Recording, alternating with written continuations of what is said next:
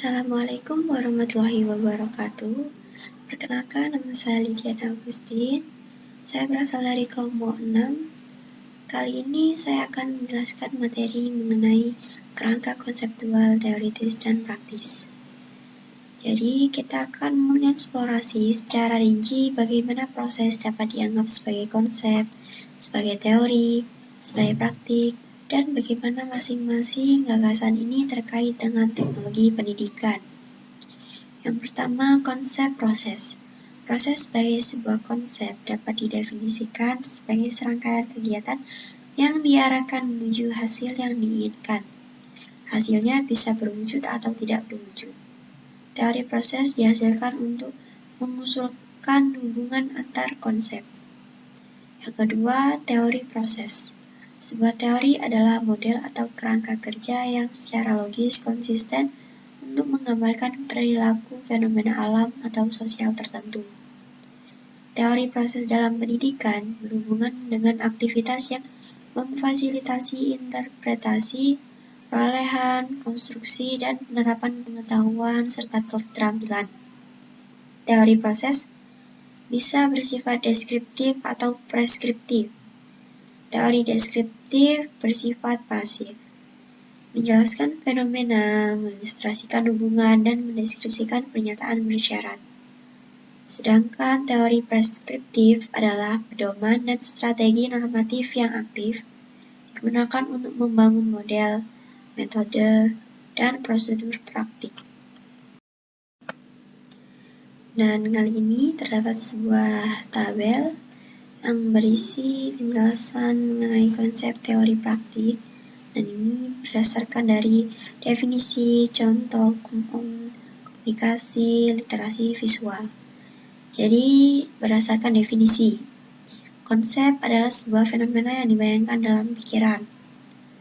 Teori, seperangkat fakta dan hubungannya menjadi satu lain. Praktik adalah aplikasi dari prinsip atau proses dikontekstualisasikan. Contoh hukum Ohm pada konsep ada yang berdedikasi fisik hubungan antar elektron.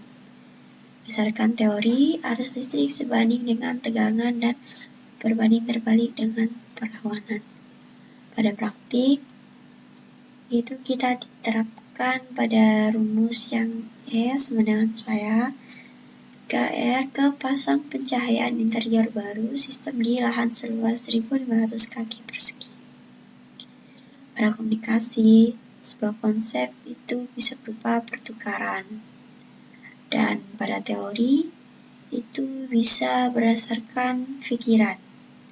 Dan pada praktik, itu komunikasi harus mencakup 6 elemen, yaitu sumber, pembuat, encoder, pesan, saluran, decoder, dan penerima. Literasi visual berdasarkan konsep itu sebuah bahasa perumpamaan yang terikat oleh beberapa hal seperti yang dijelaskan atau tertera pada tabel ini, yang nantinya jika diintegrasikan secara bersamaan menjadi sebuah pesan.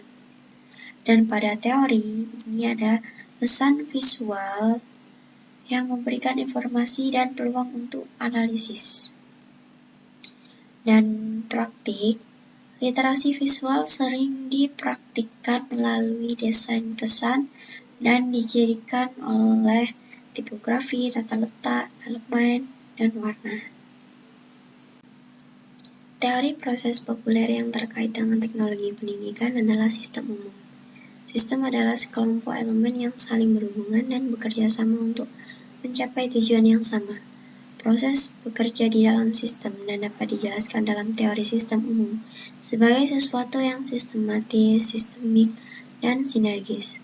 Sistematis yang berarti mengikuti aturan dan prosedur yang berlaku.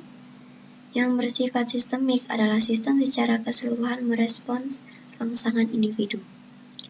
Sinergi mengacu pada interaksi dua atau lebih elemen suatu proses yang upaya gabungannya menghasilkan kekuatan yang lebih besar daripada jumlah masing-masing upaya individu. Misalkan pada 6 kuda yang bekerja sama untuk mengangkut muatan ditambah kereta beroda, dan diantarkan ke lokasi yang sama. Keenam kuda yang bekerja dalam satu tim dapat membawa muatan setidaknya 3 kali lebih banyak dibandingkan jika mereka bekerja secara individu, karena sifat sinergis dari kombinasi kuda dan kereta. Oleh karena itu, penerapan teori sistem umum pada proses teknologi pendidikan tentu membawa kita pada pernyataan bahwa sistem teknologi pendidikan yang efektif harus sistematis, sistemik, dan sinergis. Beberapa teori pembelajaran terkemuka menginformasikan studi dan praktik teknologi pendidikan, meliputi behaviorisme, pemrosesan informasi kognitif, skema, kognisi situasi, interaksional, motivasi, dan konstruktivisme. Yang ketiga, ada praktek proses. Praktik proses dalam konteks teknologi pendidikan berarti penerapan prosedur yang mencerminkan konsep dan teori pembelajaran dan peningkatan kinerja. Prosedur teknologi pendidikan diintegrasikan ke dalam strategi yang didedikasikan untuk komunikasi yang efektif dan untuk menciptakan strategi pengajaran yang tepat. Tujuan dari praktik proses adalah untuk meningkatkan potensi keberhasilan maksimal di kalangan siswa setelah mereka meninggalkan kelas. Penerapan proses teknologi yang efektif memindahkan siswa dari ruang belajar yang sempit ke ruang kinerja yang luas, sehingga meningkatkan potensi keberhasilan siswa. Meskipun ada banyak proses teknologi pendidikan yang memfasilitasi pembelajaran dan meningkatkan kinerja, ada beberapa hal yang perlu diperhatikan dalam definisi ini. Berikut ini adalah tabel dari penyelarasan konsep, teori, dan praktik untuk konsep proses teknologi.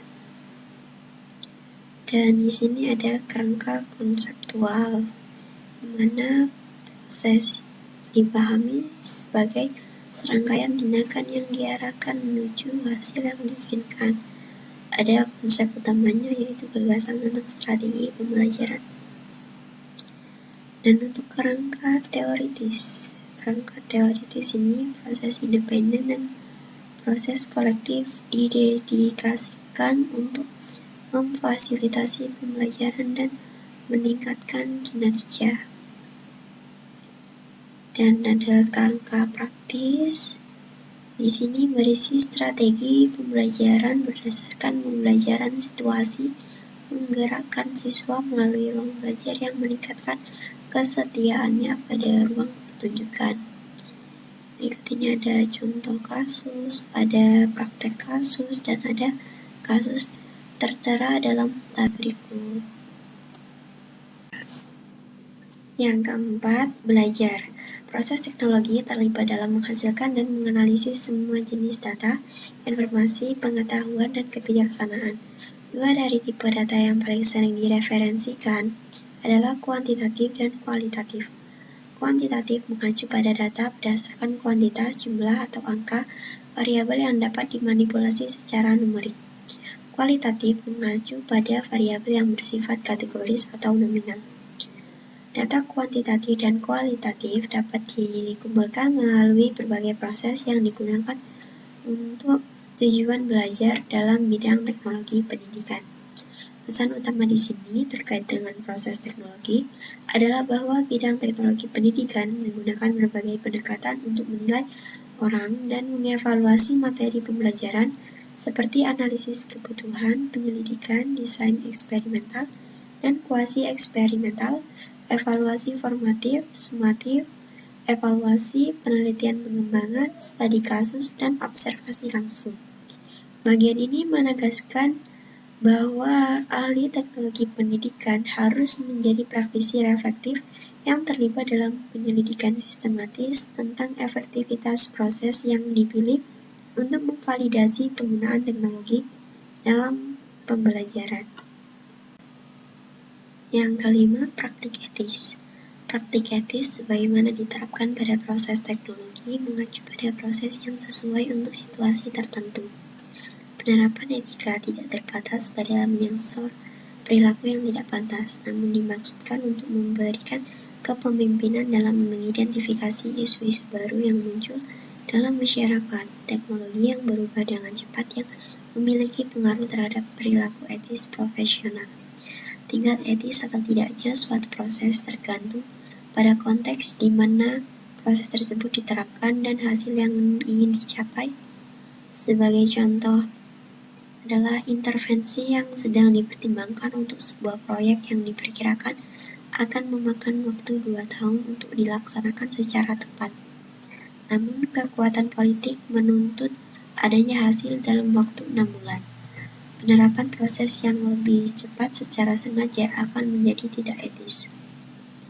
Kode etik AICTE secara eksplisit berkomitmen terhadap individu, masyarakat, dan profesi.